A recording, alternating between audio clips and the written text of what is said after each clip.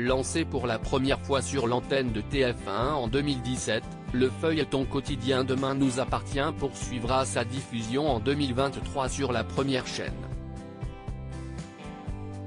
Alors que la série a déjà offert de nombreux mystères à ses fidèles téléspectateurs depuis maintenant plus de 5 ans, le premier épisode de l'année 2023 comportera une révélation de taille sur le dernier mystère en date imaginé par les scénaristes, le meurtre du personnage de Malik, incarné à l'écran par Mohamed Areski. En fait, la véritable identité de son assassin sera dévoilée dans l'épisode du lundi 2 janvier 2023, déjà disponible en streaming sur la plateforme Salto. Au sein de ce nouvel épisode inédit, le personnage de Romy, incarné à l'écran par Dounia Koeza, va tout d'abord confirmer à Georges et Martin avoir tué Malik en état de légitime défense.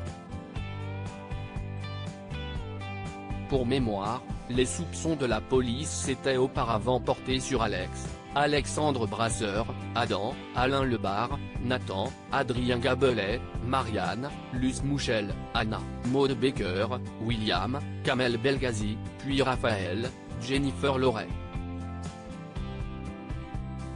Romy affirme avoir ensuite mis le serre-livre dans le lave-vaisselle, dans le but d'effacer ses empreintes.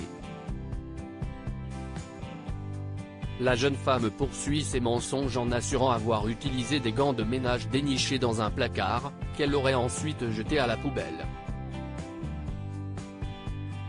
Doutant de cette version des faits, les enquêteurs estiment qu'elle était bien présente au moment où Malik fut assassiné, mais qu'elle protège en fait quelqu'un d'autre.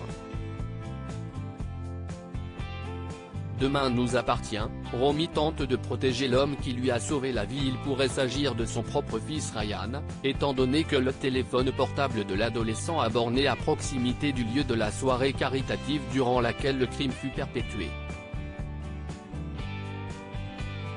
Alors que tout laisse à penser que Ryan aurait tué son père dans le but de protéger sa mère, Romy affirme que son fils est innocent.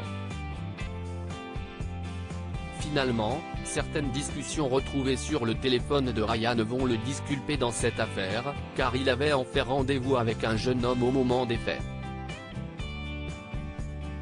Le fils de la victime n'a rien dit à la police car il souhaitait continuer de dissimuler son homosexualité à sa famille.